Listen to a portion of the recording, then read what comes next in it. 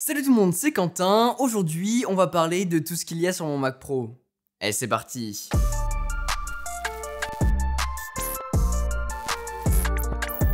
Vous êtes nombreux à me demander à chaque fois que je poste des stories sur Instagram ou que je monte des vidéos, quel logiciel je peux bien utiliser sur ma machine principale. Vous n'êtes pas sans savoir qu'il y a presque un an, bientôt un an, je pense qu'on va faire une vidéo un petit peu anniversaire ou bilan sur tout ça, mais il y a presque un an, j'ai fait l'acquisition d'un Mac Pro. C'est du coup ma machine principale que j'utilise au quotidien et que j'adore. Avant ça, j'utilisais un MacBook Pro 2017 que j'avais acheté à ce moment-là parce que je bougeais beaucoup à gauche à droite. Au fur et à mesure des mois qui passent et surtout avec l'année 2020 qu'on a pu vivre, je me suis vite rendu compte qu'en fait, je bossais énormément depuis le studio. Et du coup, avoir un ordinateur portable, ça n'avait plus vraiment de sens et surtout, c'était très limité dans mon cas. Surtout qu'entre le clavier qui déconnait et le manque de puissance au fur et à mesure des mois, forcément il vieillit, mais surtout l'absence de carte graphique dédiée à l'intérieur, ce qui faisait que quand j'exportais une vidéo, ça prenait 3-4 heures où je ne pouvais plus du tout utiliser ma machine principale.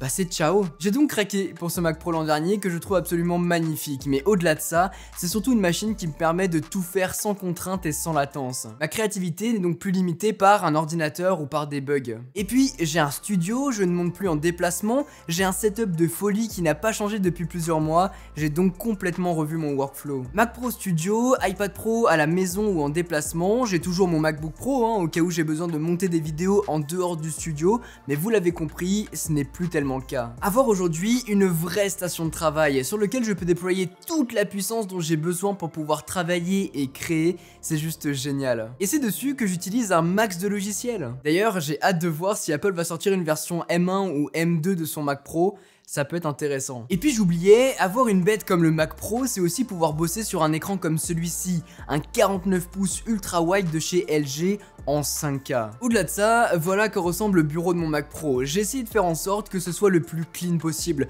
qu'on ne voit rien, comme ça au moins j'ai les idées claires et je peux travailler sans souci. Vous voyez d'ailleurs que sur mon bureau, j'ai rien du tout, la barre d'application n'est pas très grande et j'ai pas de dossier. Je fais ça via une application que j'adore et que j'utilise tout le temps, c'est Hidden Me Pro, qui permet, comme vous le voyez, d'enlever tous les dossiers, toutes les icônes du bureau. C'est une option payante, mais si vous voulez pas dépenser de l'argent, Apple a mis en place les piles, et ça aussi c'est génial, ça vous permet de trier par configuration, PDF, dossier, images, capture d'écran, etc.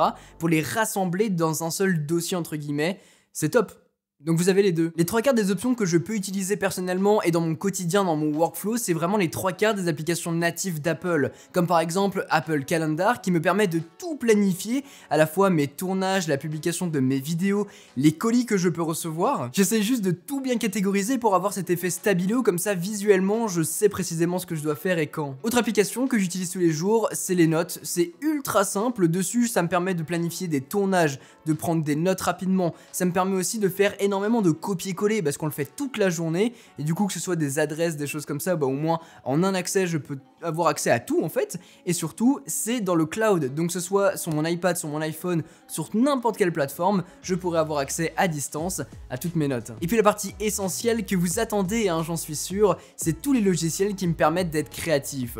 Et on va commencer par Premiere Pro. C'est le logiciel qui me permet aujourd'hui d'éditer toutes les vidéos que vous avez pu voir sur la chaîne ou presque. Ça doit faire 8-9 ans je pense que j'utilise, que je m'améliore au fur et à mesure sur ce logiciel aussi. Mais voilà, en tout cas tout ce que vous pouvez voir, bah ça a été fait dessus. Et d'ailleurs ça fait quand même 8-9 ans que j'ai quand même des crashs tout le temps sur Premiere Pro. J'en ai un peu moins avec le Mac Pro, j'en avais beaucoup plus sur le MacBook Pro par exemple, mais là ça sera vraiment au niveau de l'exportation. En fait quand j'avais mon MacBook Pro, j'exportais toutes mes vidéos dans le format H264 et depuis que je suis sur le Mac Pro, j'ai quelques hypothèses, mais en fait à chaque fois que j'exportais dans ce format là, eh bien ça me fait des sortes de glitch dans le rendu final, ce qui n'est pas exploitable. Alors j'ai deux théories là-dessus, soit la carte graphique est beaucoup trop puissante et du coup à chaque fois que j'exporte ça va trop vite et ça saute des images, du coup ça glitch, ou bien alors c'est une incompatibilité entre les codecs et du coup ça ne fonctionne pas. Du coup maintenant j'exporte la totalité de mes vidéos dans le format d'Apple, l'Apple ProRes, ce qui me permet d'avoir des fichiers bien plus qualitatifs mais par contre bien plus lourds, comptés entre 20 et 70 Go la vidéo, la vidéo. Par exemple celle que vous êtes en train de voir sur le Galaxy S21 Ultra, pour 8 minutes 15, elle pèse 44,5 Go. C'est pour ça que la fibre c'est bien. Pour tous les effets genre de titres ou d'animation ou de trucs un petit peu bizarres ou sophistiqués que vous pouvez voir, ou bien alors sur Instagram quand je vous partage un podcast, eh bien ça a été fait avec Adobe After Effects. Je dois l'utiliser je pense à 5%, mais ça me satisfait, je sais faire globalement l'essentiel pour moi, et surtout ça me permet du coup de faire des introductions, de faire les effets de titre comme je vous le disais, des templates à gauche à droite pour différentes choses. Je pars en général par une architecture qui est déjà faite et ensuite je l'exploite pour pouvoir l'adapter à mes besoins. Et ça marche nickel. Puisqu'on parlait des podcasts, je vais vous parler d'Adobe Audition qui me permet de les éditer. Parce que oui, un podcast, ça se monte. En tout cas de mon côté, j'aime bien le faire. C'est globalement le Premiere Pro de l'audio dédié à ça. Je dois utiliser 5 ou 10% je pense du logiciel. Je l'utilise surtout pour faire 2-3 cuts et pour masteriser l'audio, pour avoir cet effet un petit peu sympa que vous pouvez écouter. Surtout si vraiment vous avez une idée et que vous êtes là en mode pas hyper confiant pour lancer un podcast, faites-le.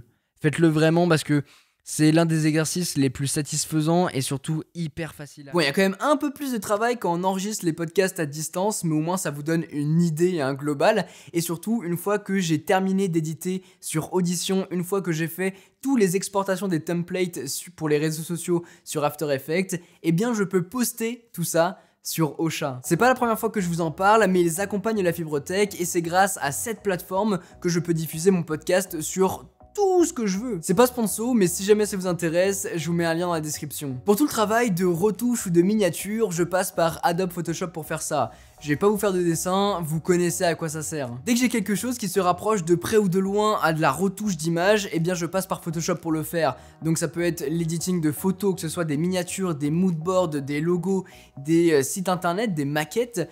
Donc il y a plein de choses que je peux faire dessus. Alternativement, on a aussi Lightroom. J'utilise beaucoup moins sur le Mac Pro, en général je passe par mon iPhone ou bien par l'iPad pour le faire. Je fais tous les gros réglages un petit peu là-dessus, comme ça au moins j'ai le gros du travail et ensuite je fais un petit airdrop sur mon Mac Pro et là je fais les derniers petits ajustements sur Photoshop pour corriger 2-3 petits trucs ou bien pour rajouter de la netteté à l'image.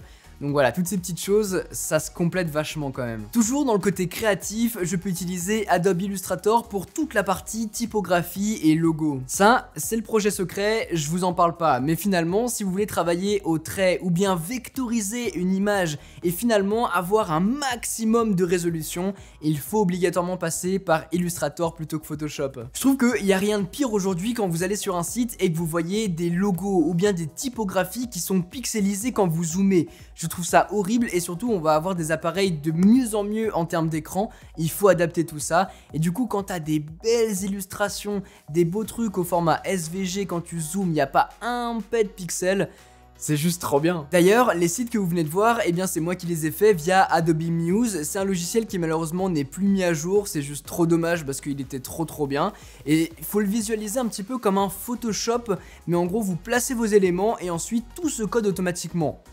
C'est un peu plus compliqué que ça, mais globalement vous avez les idées en tête. Si vous pouvez télécharger la version 2018, franchement foncez et essayez, parce que c'est juste trop bien. Après je sais pas si on peut encore le télécharger aujourd'hui, mais voilà, moi en tout cas je sais que pour des sites comme ça, vitrine, c'est juste génial. Finalement, j'utilisais souvent Adobe InDesign pour faire de belles présentations, de belles CV, de belles plaquettes, ou bien alors de beaux rendus un petit peu comme ça. De belles mises en page. Finalement maintenant j'utilise uniquement pour faire des factures, mais c'est comme ça que j'ai fait par exemple mon rapport de stage quand j'étais en 3e année d'études supérieures. Voilà. Sortons un peu dans la suite Adobe pour parler maintenant de Blackmagic Disk Speed. Si jamais vous rencontrez des soucis de rapidité avec votre ordinateur, votre SSD ou votre disque dur, vous pouvez utiliser ce logiciel pour voir un petit peu s'il y a des problèmes avec l'écriture ou bien la lecture de votre disque et comme ça essayer de le corriger. Vous voyez que de mon côté, j'ai pas trop de soucis à me faire là-dessus. Pour toute la partie live, j'utilise Streamlabs OBS pour gérer ça. Et oui, va y avoir des lives très bientôt. Et oui, on peut aussi faire des lives sur un Mac. Faut qu'ils soient un peu puissants, mais on peut le faire.